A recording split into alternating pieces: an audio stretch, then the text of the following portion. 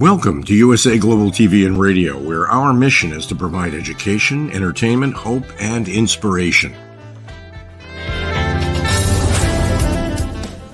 USA Global TV and Radio connects you with experts and audiences all around the world every single day to help you succeed in business and to live a richer life. Visit us at USAGlobalTV.com to learn about career and life-changing training and mentoring programs like the Listening Mentor.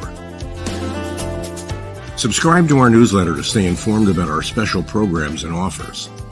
Discover how you can become a guest on one of our shows or a host or producer of a USA Global TV and Radio show of your very own. That's USA Global TV and Radio, where the doctor is always in.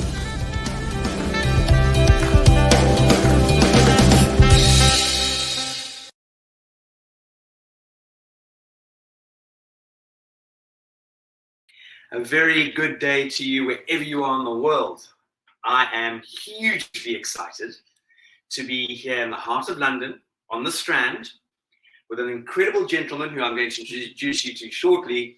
We are in a building that was established over 300 years ago.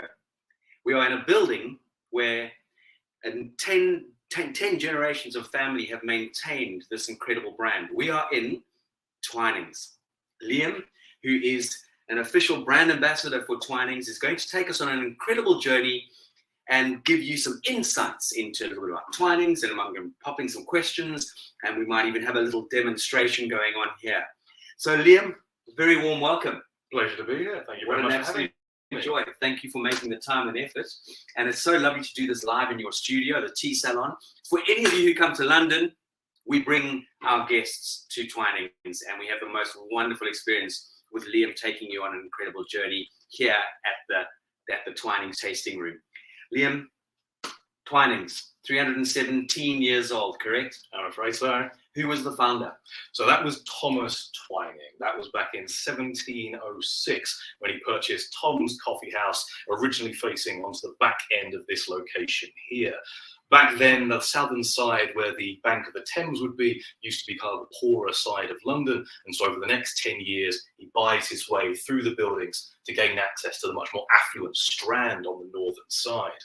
In 1717, he opens the Strand side doorway and starts selling his tea to the good and great of London, directly from his tea store here.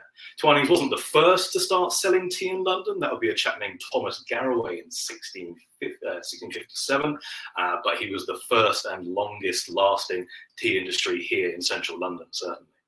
And it's just grown through the generations, is that correct?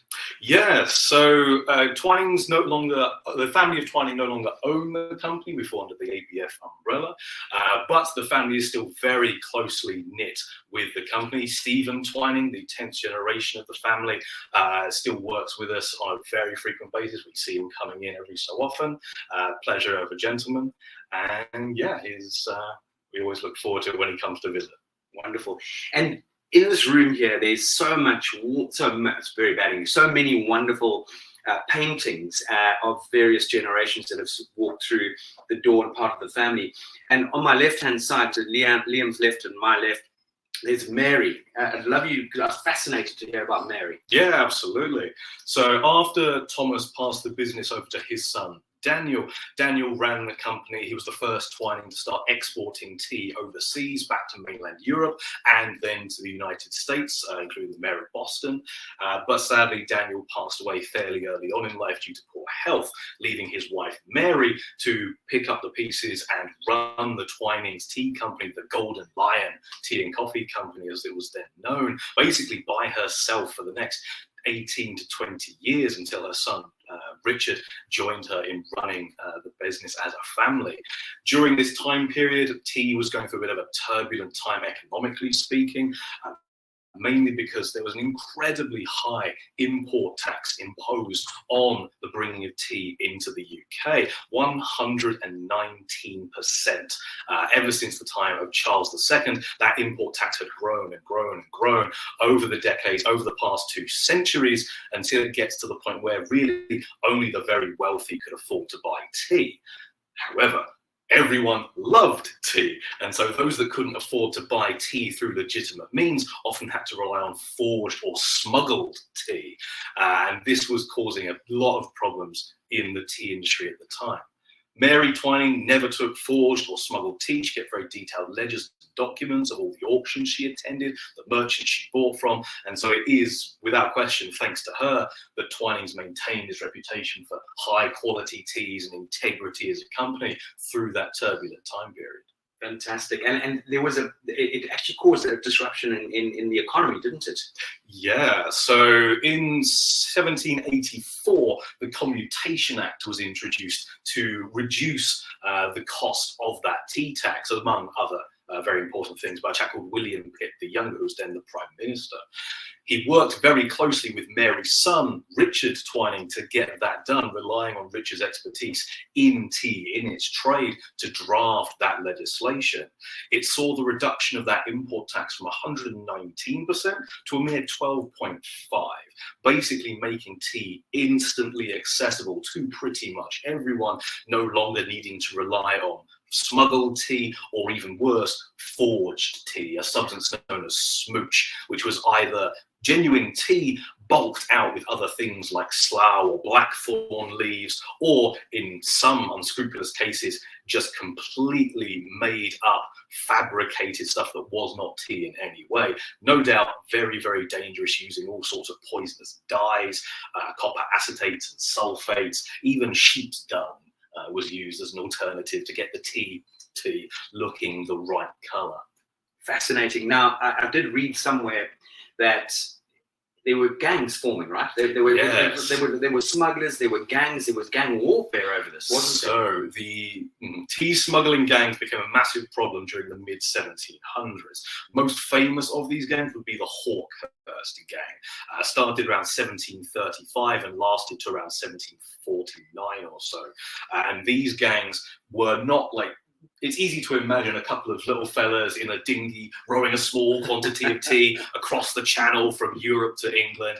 Not at all. These gangs could make so much money off of the sale of their tea, dodging those import taxes, that they could afford to hire entire ships to transport their goods across. And the Hawkhurst gang was perhaps the most famous of these. At their height, they had something like 500 men under their employ. They were so prolific and notorious in the southeast region of England, Kent, that they could sit in pubs, in inns, in taverns, and just talk openly about their criminal exploits with their guns and their swords on the tables, and no one would raise a finger to stop them. All of that came to a head with the brutal murder and execution by the gang of a chap named William Galley and Daniel Chater, which, as a result of the seizing of a shipload of tea and the breaking into the Pool, a custom house in Poole, led to the gang being pretty much dissolved over the next 5 to 10 years in bits and pieces. Fascinating. Tea, ladies and gentlemen, at the British School of Excellence, we are passionate about this subject, and it's fascinating how tea has had such a remarkable influence on history, right? Oh, yes. Amazing. I mean, just listening to this. And window tax, was that incorporated? Yes. So going back to the Commutation Act in 1784, initially the plan was that with the lowering of the import taxes, we'd start to import more and more tea to offset the loss of a very high tax. We'd get lower taxes at a much more quantitative rate. Although initially there would be a massive drop in that tea tax revenue. And so to make up for this, I believe the initial proposition was to tax the number of rooms that buildings had. But how on earth would you enforce such a thing? You'd have to send someone round to people's houses. They'd have to be let in and look around the house for all the different rooms. Much more effective then to have your tax inspector walk down the street and simply count the windows they saw. Thus, the window tax was introduced. This is why you'll find, if you're walking around central London especially, lots of these buildings have plastered over or bricked over window bays where you might expect to see glass. Those that could bear to part with their beloved glass windows bricked over as many as they could bear to part with to avoid paying exorbitant window taxes. It's where we get the phrase daylight robbery from, literally stealing people's daylight in the name of taxation. Oh, fascinating. I love that. It's such a wonderful story. And in the 1800s, it was said that the Duchess of Bedford was so-called responsible for so-called introducing the English afternoon tea. Correct. Pretty much. Yeah. Anna Maria Russell, the 7th Duchess of Bedford, very close friend to Queen Victoria herself, is indeed the one who is credited with the creation, or at least the popularisation, of the British tea ceremony of afternoon tea. A million miles removed from the gong fu chas of China or the China Yuan Japan, but a tea ceremony nonetheless, a ritualized way of enjoying tea, focusing primarily on the social etiquette around the tea table. The story goes that she started complaining of a sinking feeling around 4 p.m. in the afternoon due to the fact that at the time the aristocracy would be having a very early breakfast at 7 or 8 o'clock in the morning, and then a substantial dinner maybe as late as 7 or 8 in the evening, and nothing in between. And so to alleviate these pangs of hunger, she started asking that the house servants bring her and her guests tea and sandwiches and scones and biscuits as a way of staving off those afternoon lunches. I love the story. And then it led to people obviously having these grand afternoon tea get-togethers at one another's homes and that sort of thing. It was quite it was very much for the upper classes, correct? Oh, yes. So at this point, things like afternoon tea, as we would think of it today, is absolutely still in the upper echelons of society. But at the same time, your average Londoner, your average British person also had their own form of tea. In fact, that's what high tea used to be. What we would call high tea these days is actually, more accurately, low tea. The weird name juxtaposition came about simply because of the heights of the tables. Your aristocracy would be having their afternoon tea at a low trestle table in the garden, the lounge, under the pagoda if they had one, whereas the average British working class family, they would have their strong black end of the day tea with their evening meal at the high table of the house, the dinner table itself. And so the low had high tea and the highborn had low tea. And over the years, the names have become a little bit intermingled because it's hard to look at afternoon tea, all this fine china and silverware, the 3-tiered cake stand, and not think, yes, this is high tea. Yeah, and it couldn't be further from the truth. And that's fascinating. And there are many hotels that, like you've traveled, and I want to talk to you about your travels. You see beautiful hotels advertising high tea, which is obviously not the correct term for it. And at this point, they're synonymous. We're not going to call them out for it. Now, with regard to this journey, this then had an influence on clothing, didn't it?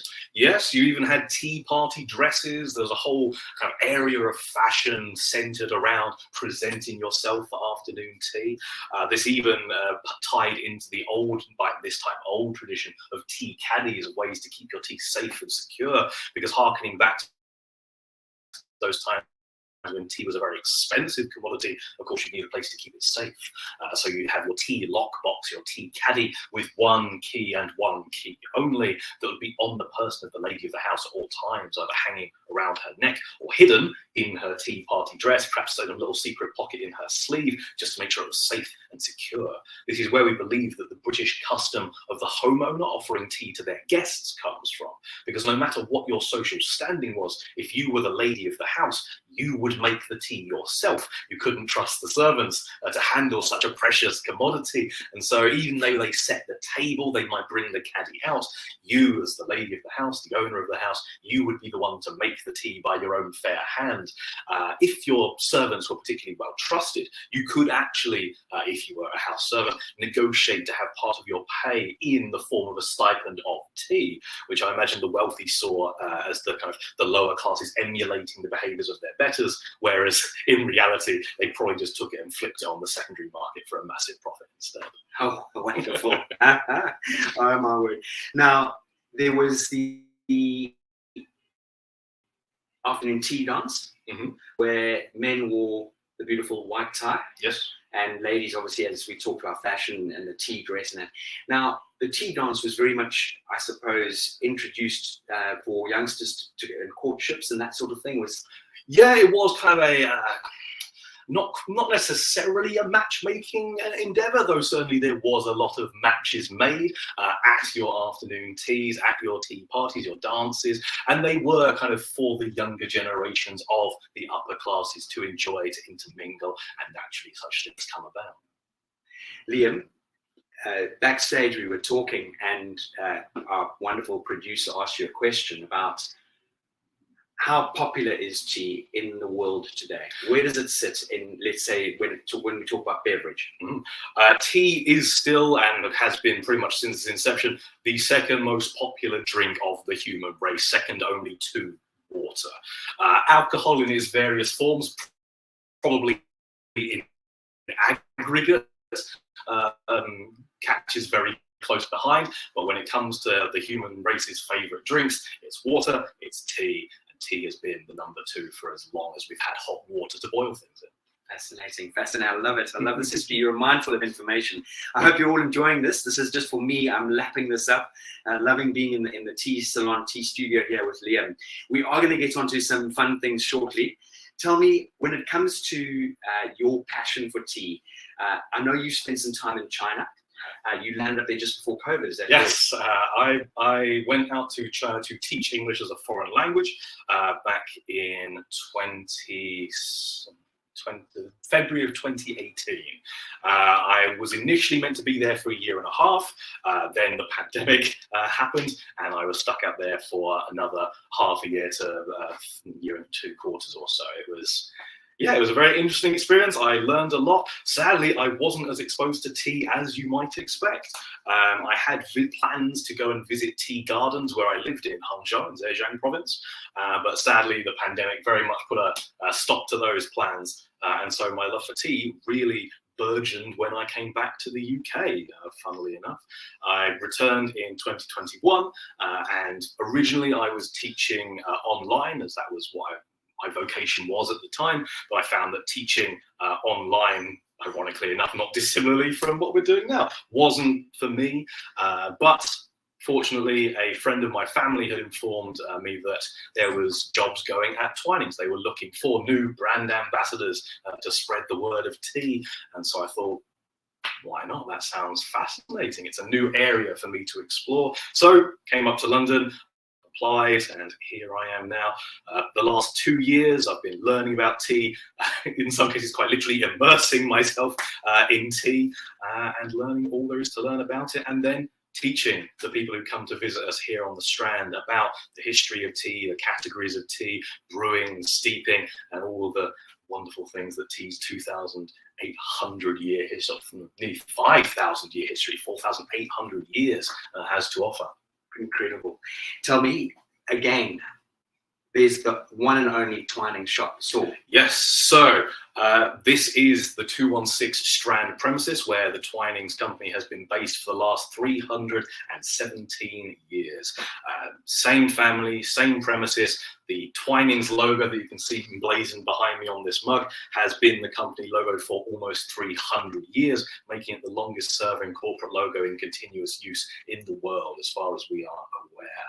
And yeah, this is the original premises, harkening all the way back to 1706 with Tom's Coffee House, spreading through to the Golden Lion Tea and Coffee Shop in 1717, and pretty much remaining unchanged ever since. Fascinating. Tell me, when it comes to Twinings, we obviously see it pretty much around the world. In most countries, you'll find a stock of Twinings somewhere, right? We're proud to sell our teas pretty much everywhere in the world. There is a distinct difference that you can find in domestic products and international products. So where you see the Twinings logo as the arched Twinings of London, that denotes something we typically sell the international market, be that unique blends for the United States, for the European markets, for Asia, Australia, and so on. Where you see a thick gold bar of Twinings with gently curving top left and bottom right corners, that is the domestic market logo, the one that we use on all the products like our super blends and the bespoke loose leaf teas that we sell exclusively here at the Strand. Okay. But people can walk in here and are you able to create a tea for them? Could you blend a tea for them? We absolutely could. We offer a number of experiences here at Twinings. There's the classic masterclass. That's something that all of our brand ambassadors are trained to deliver. It goes through the history of tea, the history of Twinings, the 6 categories of tea, the plant's biochemistry, ethics, and economics in tea production. And we also have our bespoke blending sessions where you can come in, you can use our teas to make your own bespoke blend.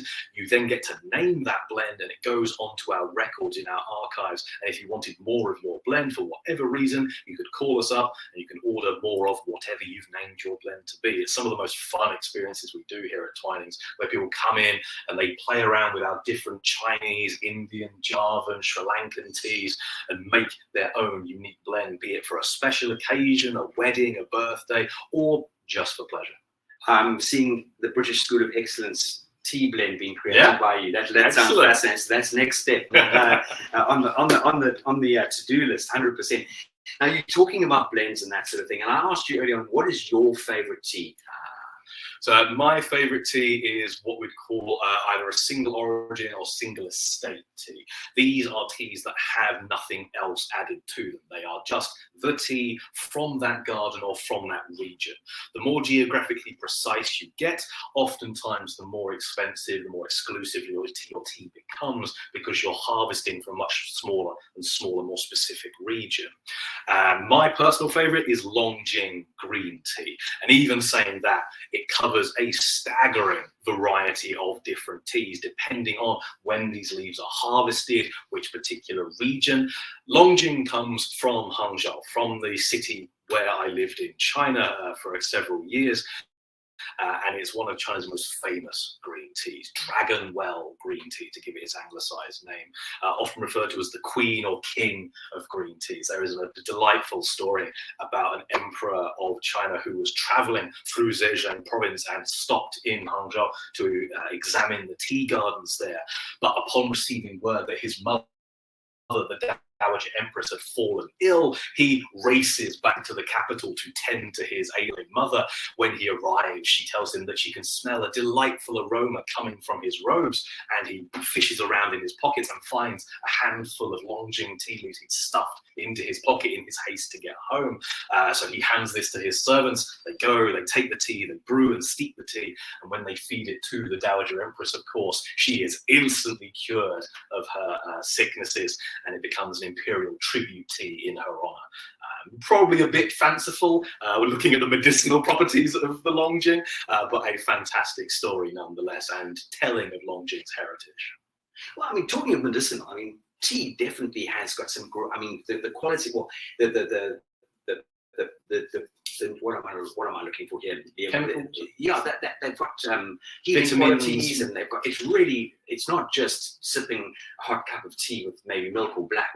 Tea definitely has healing thing and calming, and tea does have a lot of healthful properties. It has, especially green teas and yellow teas, are rich in antioxidants, amino acids, flavonoids, lots of very good chemicals that your body wants to make use of.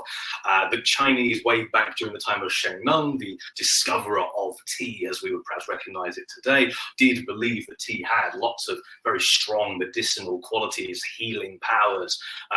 Today, we're a bit more conscious of the effects of tea, and while it is very good for you as part of a natural and holistic lifestyle, it's not medicine in any way, shape, or form.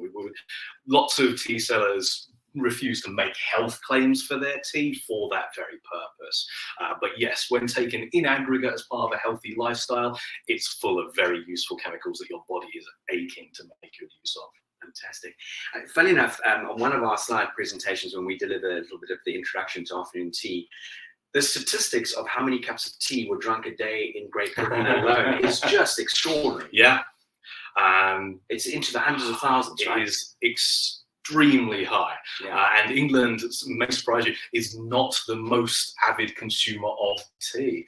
I believe it's Iran, Ireland, and then the UK. We actually come in on the bronze podium when it comes to consumption of tea per capita. Those numbers may have changed by now, but yeah, we still drink a lot of tea per head. Oh, I love a good cup of tea.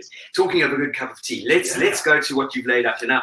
We're not going to shift the camera, but Liam's got 6 beautiful tea, what do you call these, tea beakers? Or these are just mugs, but I've put into each one what we call deep cup infuser. These are probably the best way to make a simple cup of tea in the Western style for yourself.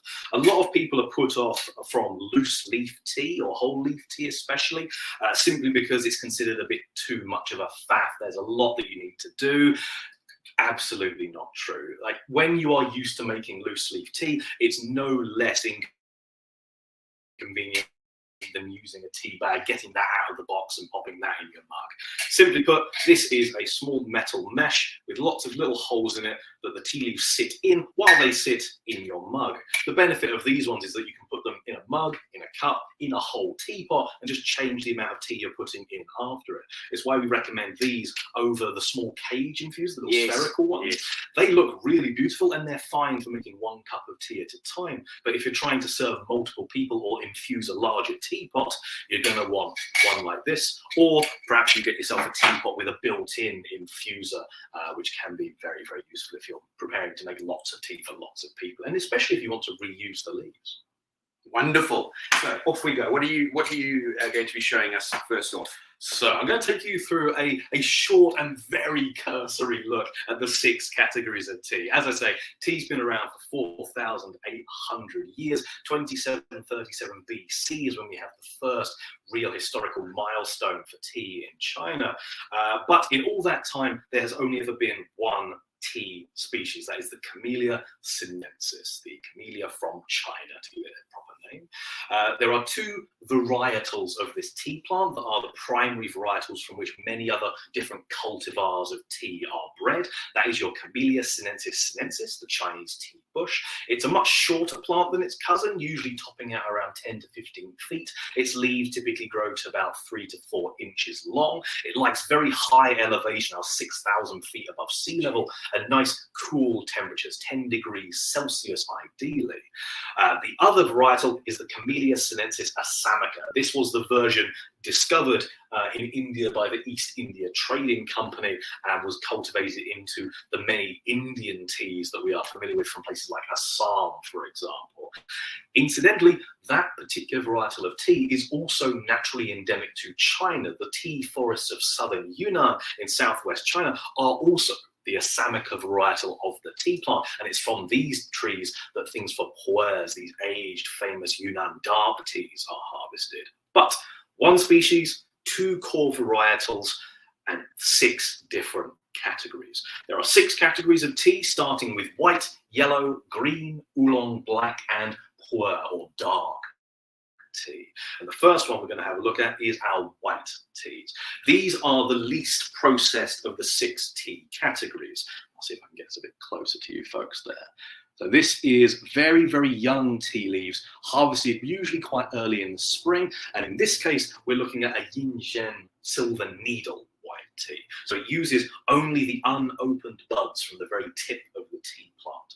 They take their name from the fact that they are covered in lots of downy hairs. If you ever take hold of one of those, you can feel the little hairs on the tea plant.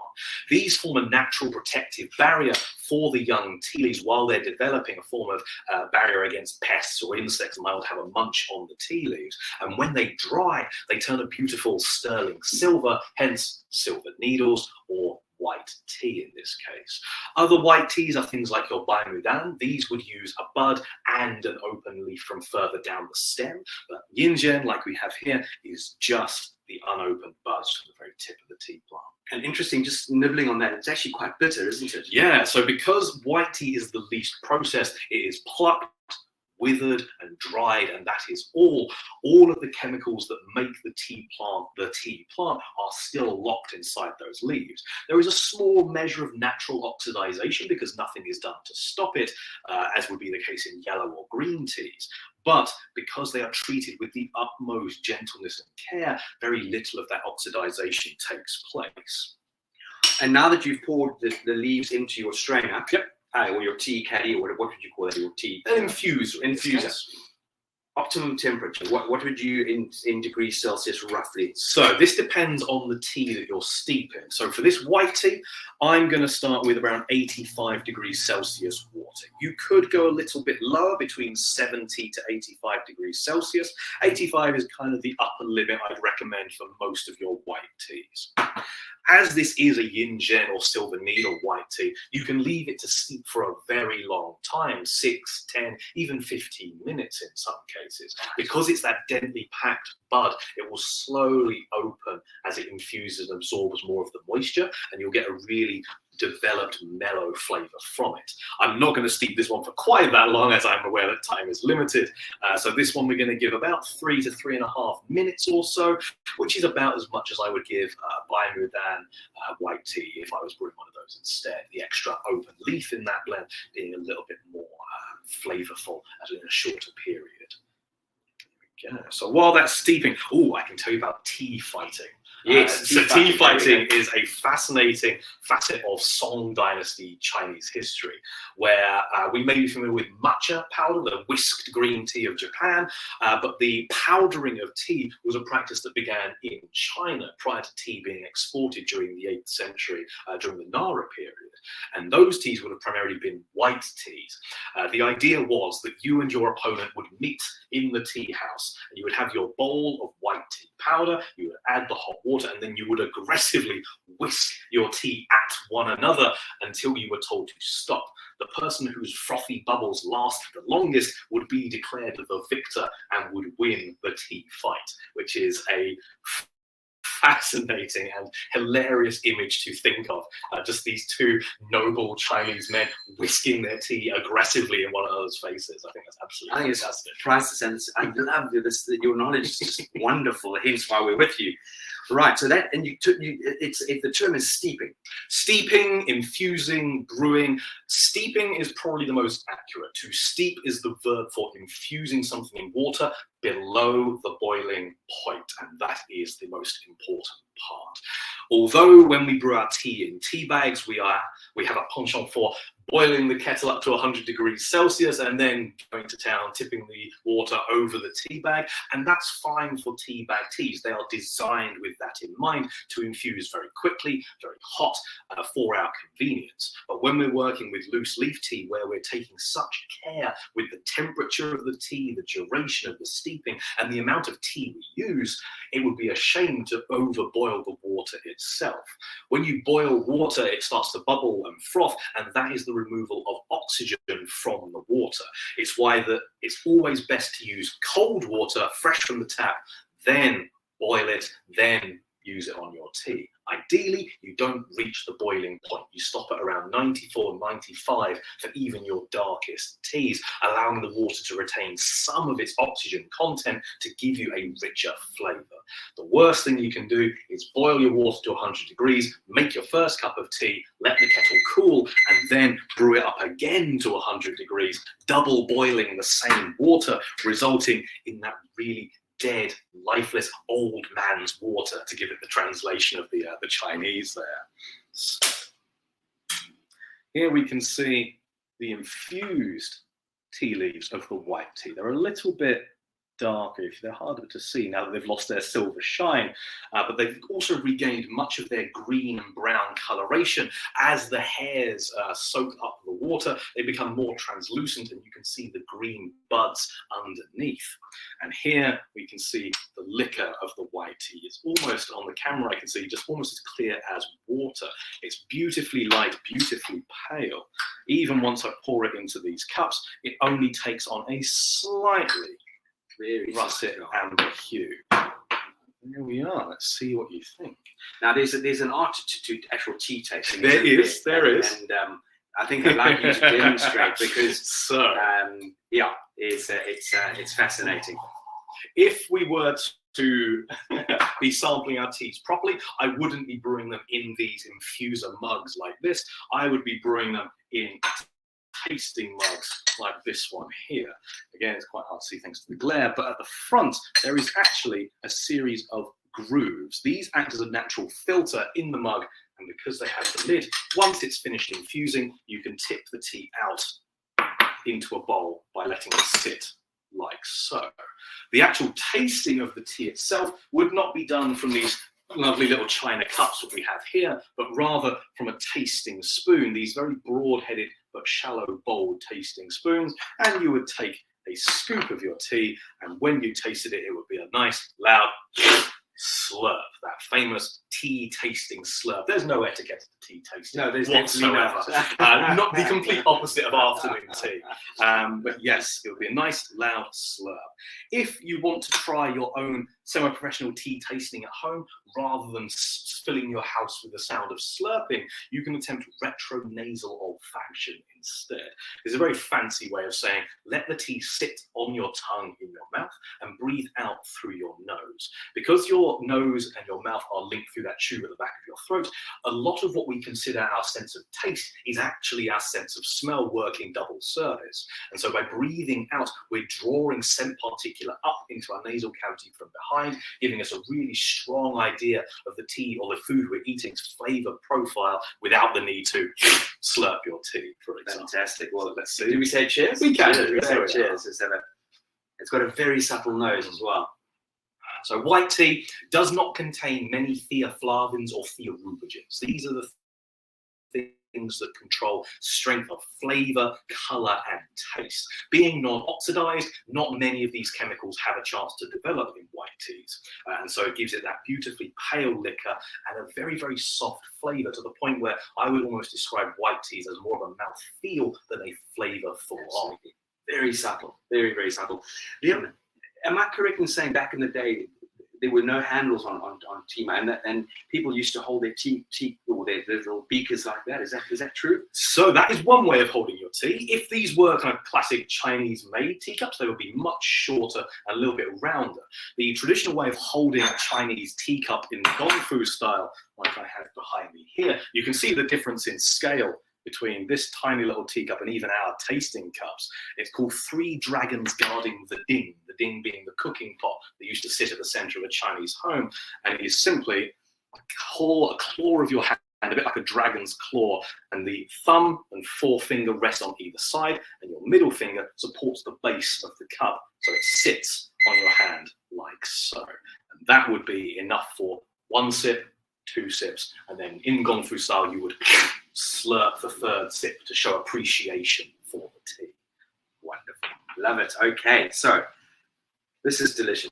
Really, really soft on the palate. And talking about palate and taste, food and tea pairing. Whoa, that is a whole school of thought in its own right. Depending on what kind of tea you're drinking, there is a whole different school for comparing what kind of foods you want to pair with that tea. So the Cha-no-yu ceremonies of Japan, they had very strict set menus for their long-form tea ceremonies, where you're sitting there for over 4 hours in some cases, sips of strong green tea interspersed with particular small plated meals or sweets. Afternoon tea, of course, is accompanied by a plethora of goodies: scones, strawberries, creams, savory sandwiches, small cakes, confectionaries.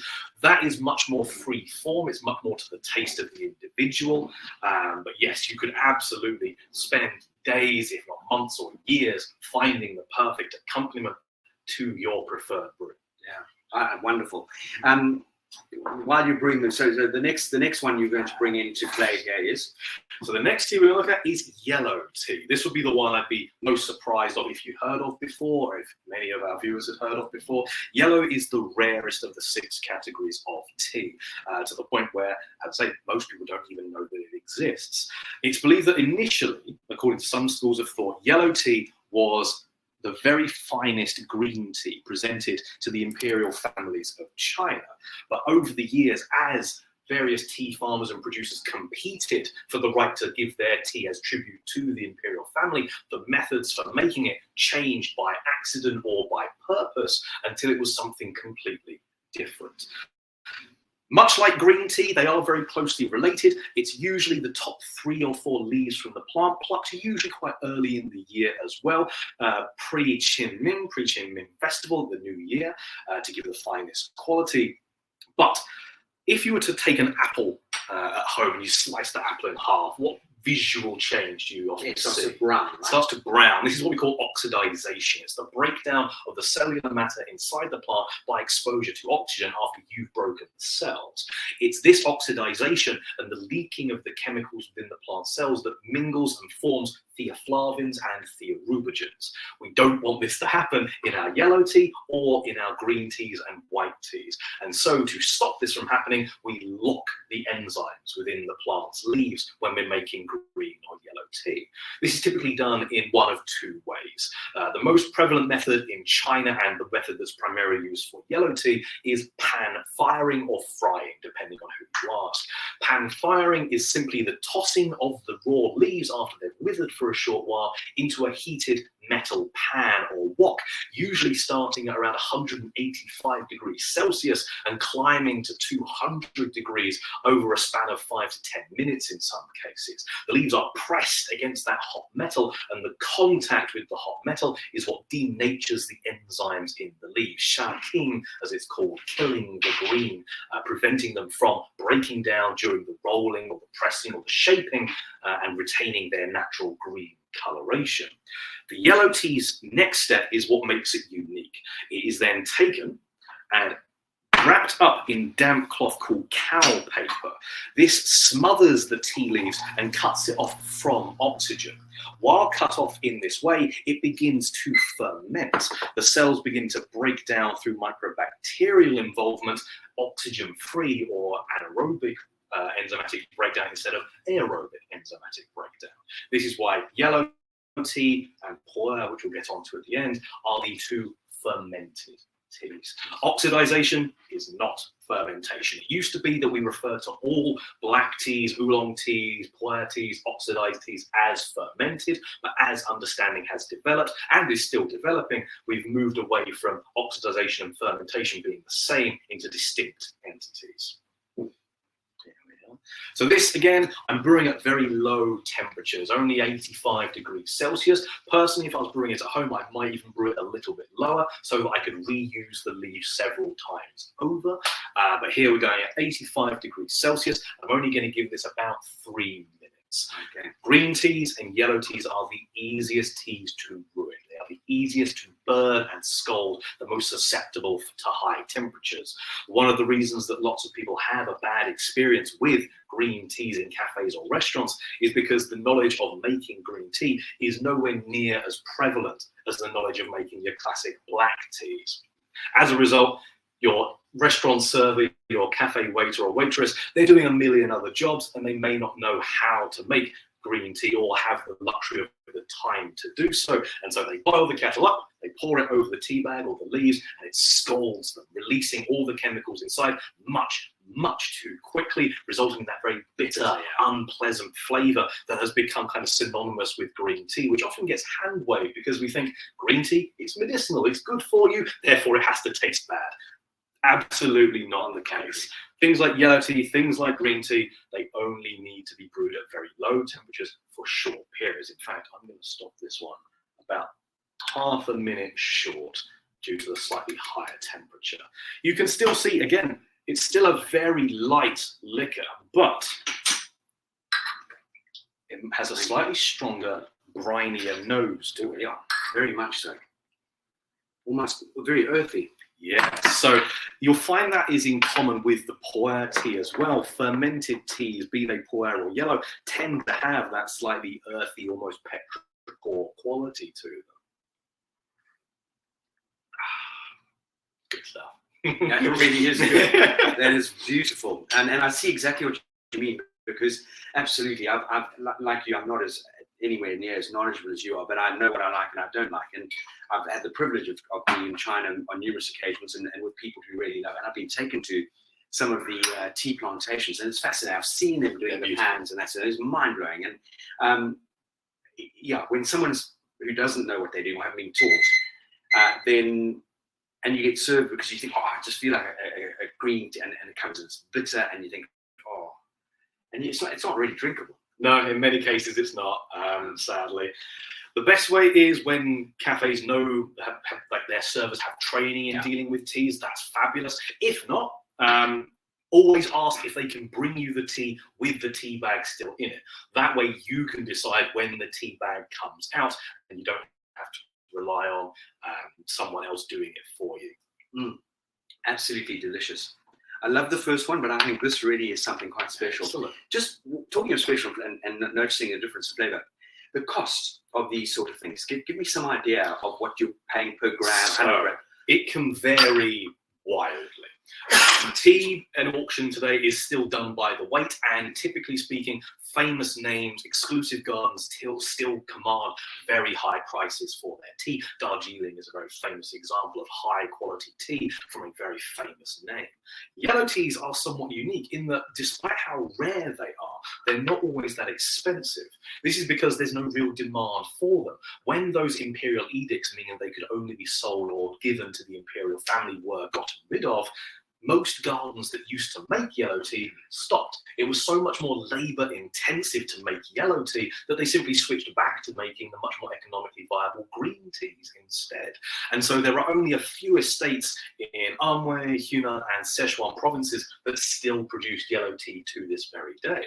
As a result, it's hard to find. We've only got one yellow tea here at Twinings, but when you do, I think we charge £14.50 for 50 grams, which is quite a lot when you think about tea off the shelves in Sainsbury's or Tesco. But in the world of loose leaf tea, that's really not that much for a yellow tea, for a high quality loose leaf tea like these are. So yellow teas, if you're looking for something new, if you're looking for something you've never heard of or tried before, yellow tea, things like Huoshan, Hanya are a really good place to start. Wonderful. All right, let's move on to that next tea. So, as I said, they were very closely related, yellow teas and green tea, so that's what we're looking at now. This particular green tea is Longjing green tea. It's the one I mentioned previously. It is my favorite, so please... This is your favorite, is it? Yeah, please take what I'm saying with a hint of bias. This is Longjing or Dragon Well green tea. It's produced in Zhejiang in southeast China, specifically around the West Lake of Hangzhou. This is what we call Xihu Longjing or West Lake Longjing, and it's considered to be one of China's finest green teas. When I held out the dry leaves to you there, you may have seen the flattened grass blade-like appearance of the leaves. This is because Longjing, unique among China's teas, or almost unique among China's teas, is actually pan-fired multiple times, usually twice, sometimes as many as 4 times in drastic instances. But it's this flattening against the hot metal that gives them that flattened grass blade-like appearance, and with the tea itself, gives it a distinctively roasted chestnut or hazelnut quality. In fact, because the leaves are so roasted, they start to undergo the Maillard's reaction, the same thing that happens in roasted meats, as the sugars inside begin to break down. This means that when these leaves have finished steeping, if I was to leave them on the side for, say, half an hour or so, they'd start to smell as sweet as strawberries as the sugars break down and are released into the air as aroma. And then could you top it up with some more water? Absolutely, yeah. Like with loose leaf tea, never throw your leaves away after the first infusion. You can almost always get a second cup out of your loose leaf tea. In the case of some of the tea I'm going to go through in a minute, our Oolong, I would easily make 5 or 6 cups from the same set of leaves, even brewing in the Western fashion as we are here. If I was brewing this in the Gongfu style with a much higher percentage of tea and a much lower quantity of water, I would make maybe 20 cups of tea from the same set of leaves, 20 or 30 in some cases, if I really want to savor it. Now, I'm just conscious that we've got most probably about 12 minutes to go. Right. So I know we could talk till the cows come home. Oh, absolutely. Talk till the tea steeps. So what I'll do is I'll put the rest of these on now. I'll do a quick showcase of the dry leaves, and then we'll actually just crack on with the sampling of the flavors themselves. So while the Longjing is steeping, here let's take a look at Oolong teas. This is Tiguan Yin. It's a light jade Oolong. Oolongs bridge the gap between your green teas, which are ideally 0% oxidized, but in reality between 0 to 10%, and your black teas, which should be about 100% oxidized, but might be about 90 to 100%. These bridge the gap between, and jade Oolongs typically sit at the lower end of that spectrum, usually below 50% oxidization.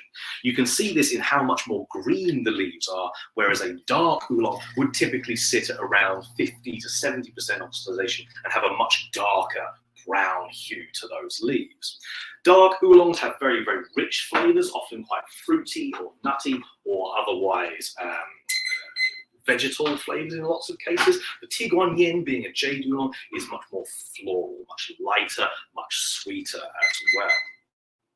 So here we can see the green tea, and there is a significant difference in the color of the liquor there. You can see the white, the yellow, and then the slightly darker amber of the green as well. So let's see how you find it. And you should immediately pick up on that roasted, rich, absolutely nutty flavor. Still my favorite after all this time. I tell you, it's good. I'm just loving this. I think these teas, and I wish all the wonderful people who've taken time to engage with us get an opportunity to watch this back possibly and pick up the names and either order them online or come over to London and meet Liam in person and have a phenomenal experience and let him take you on an incredible journey. Absolutely. Like, here at the Strand, we're always happy to talk tea. The brand ambassadors and the rest of the team are as knowledgeable as I am, if not even more so. Some of my colleagues have been working in tea for even longer than I have. I've only been in it for 2 years. What am I saying? But yes, we're always happy to talk tea. Drop us a line via the Strand email. You can reach out to me via my email at liam.rose@twinings.com.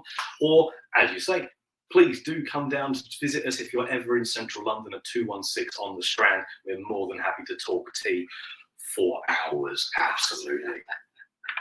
While the oolong is still finishing steeping, we'll have a look at the far end of the scale. This is dark black tea, our classic Darjeeling, a very famous name in the tea industry. But what people may not be aware of is that Darjeeling is not a single monolithic entity. There are 87 gardens or estates in the Darjeeling region, and each produces its own tea independent of the others. So what you get from the Shamong estate, the one that we deal most heavily with here at Twinings, might be completely different from places like Margaret's Hope or Makai Bari or the Castleton estate. Darjeeling also produces green teas, white teas, oolong teas. The single tea plant produces all 6 categories. So in theory, you could make any one of the 6 teas from any tea leaf if you were so inclined. But Darjeeling, most famous for its black teas, for its strong muscatel, fruity notes, but light, delicate overall body. A far cry from the strong, robust, malty black teas of breakfast blends like Assams or Nilgiris down to the southwest of India. Assam is the one that we're probably the most familiar with. It's usually what's put into our tea bags in the form of CTC or cut tear curl teas. These are the strong, rich Assam blends that form the basis of most of our breakfast teas, and are one of the few teas I would recommend pairing with milk. And again, we can see a slight darkening in the colour of the liquor. That will change significantly when we get onto the black tea, as this Tiguan Yin is still quite close to the green tea end of the spectrum. This, for me, has got a wonderful aroma of almost being by the ocean. Oh, interesting. Yeah, it's sort of, it's growing up in Africa, being quite close to the coast. It's got that, like a sea breeze smell to it. I think it's wonderful. This particular oolong comes from Wuyi in Fujian, China, and it's famous for its floral notes because it grows in the same region as lots of very floral jasmine plants, which impart their character onto the tea plants through the terroir of the soil. You often hear terroir in response to things like wine. The same thing applies to teas. The soil in which it grows is very important. Darjeeling then is famous for that softness because of the very high altitude at which it is grown in the foothills of the Himalayas, and because unlike most Indian teas, it does not use the Assamica varietal of the plant, but rather the Chinese Sinensis varietal of the plant, transposed by British settlers later in the 1800s.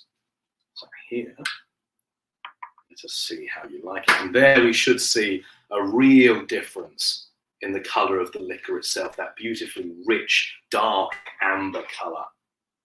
If I was making a CTC Kenyan black tea or a Assam, for example, that would be an almost ruby, crimson, dark amber colour. But here the Darjeeling, this beautiful, light, fruity flavours. Now, people talk about the Darjeeling first flush, second flush, the champagne of teas. Yep. Champagne of teas is a name that I would personally attribute to the pu'er, but that's for another reason. Champagne obviously has those high connotations of quality in its name. Darjeeling is very much the same. Darjeeling teas, the first flush is the very earliest harvest. It's a spring harvest early in the year, kind of end of February, beginning of March period. It's quite a short harvesting window, which means you don't get a lot of tea that you can harvest from it. As a result, those teas are very, very exclusive and very expensive. They are so light, in fact, that if I was brewing it, I would brew it as if it were an oolong tea, around 90 degrees Celsius for 3 minutes, whereas black teas, typically 94 degrees, 95 degrees for 3.5 minutes. The leaves of a first flush Darjeeling are often very green, very sweet, very floral, whereas a strong second flush Darjeeling, like this one here, is summer harvested, much more fruity, much more nutty, slightly more full-bodied, while still keeping that distinctively light Darjeeling character. It's beautiful. One could add a touch of milk to this, did you say? You might, but I would ask you to do it while I'm not looking. Darjeelings don't typically want milk added because they are based on that sinensis varietal. They're much lighter, they're much sweeter. Adding a splash of milk might not go awry if that is your taste, but I would advise drinking it black first and then adding a splash of milk to taste. Otherwise, you run the risk of losing those fruity, floral notes that are otherwise present in the Darjeeling. The last tea I'm going to show you folks then is the 6th category. This is pu'er. And here we have a 12-cha pu'er tea cake. This is ripened pu'er. It's split into 2 broad categories. We have our ripened pu'er and we have raw pu'er. Raw pu'ers are incredibly sought after. They are very, very famous teas from Yunnan, the birthplace of tea. If it does not come from one of the 286 villages of Yunnan and pu'er, it should not be called a pu'er tea at all. It is a dark tea, hair cha, to give it its upper name. This comes in the form of a pressed tea cake, which has been steamed once the malcha has developed, which I'll talk about in just a second, pressed into shape and wrapped in paper to undergo bacterial aging. And like with the black tea, I'm going to brew this one at around 95 degrees Celsius for about 3.5 minutes. But whereas with black tea, you're really looking at 2 or 3 infusions maximum. Here with the pu'er, you can just keep going for as long as you want. As many steepings, as many infusions as you can get out of it. Maybe steep it a little longer each time just to maintain the flavor, or steep it for slightly shorter or the same to track the flavor as it changes through each of the infusions. As I say, tea, very, very old. The oldest tea plants that we know of are those semi-wild tea forests in southwestern Yunnan in China. Some of these tea plants have been clocked in at over 2,000 years old and are still producing tea to this day. It's absolutely amazing. The pu'er that we have here is, as I say, the ripened form. The raw form takes much longer to create. The tea leaves are plucked, they are withered, they are pan-fired, they become a green tea, malcha, and they are heaped up into these massive piles of finished tea leaves, and over a course of maybe 70 to 90 days in some cases, as short as 40 days in others, those leaf piles are exposed to the elements of the pu'er valley. Microbacterial culture starts to develop, fungal colonies start to break down the tea leaves. It undergoes a shift in state until it is fully oxidized, dark black, and a very, very fine, almost dense tea mulch. This is then taken to the factories, steamed, pressed, shaped, and wrapped in paper and left to age in underground storage for sometimes as long as 150 years. Some of these ancient pu'ers can be extortionately expensive and have flavors that have developed literally over a century or so.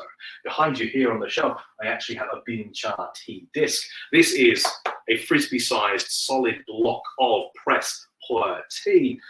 This one we've had for quite a while, and technically that is still aging, so maybe we'll crack into that someday in the far future.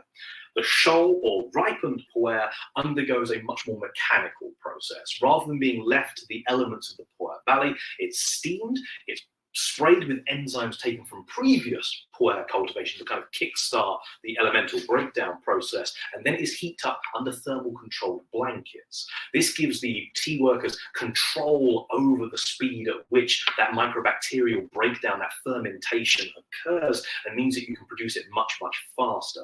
It is then still steamed, pressed, and wrapped up in the paper, but it's not usually aged for anywhere near as long as a traditional sheng or raw pu'er would be.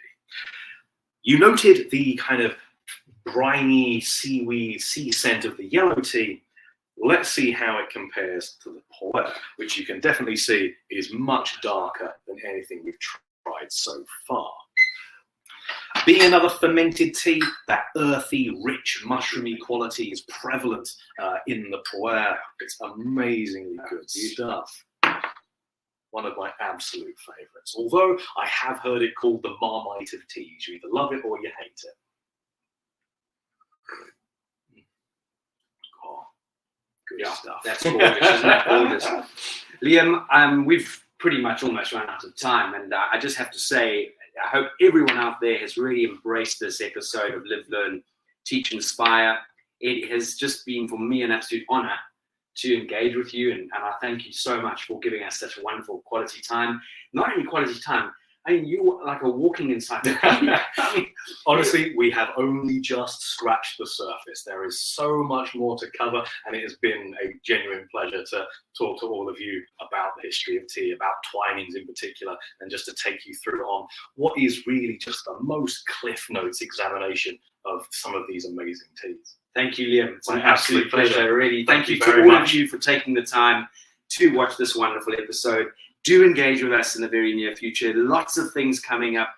Keep an eye on our website, subscribe to our newsletters, and look at our social media platforms, the Instas, the TikTok, the YouTube, the Facebook, all of that out there, and watch the space for up and coming events, courses, and the ability and opportunity to connect and engage. So thank you. And hopefully one day you'll come and meet Liam in person for those of you who live outside the UK. Please do. We'll absolutely be looking forward to it. You can find 216 Twinings on the Strand on Instagram. Or, as I say, reach out to us at the.strand@twinings.com, or to me directly, you can always email me at liam.rose@twinings.com.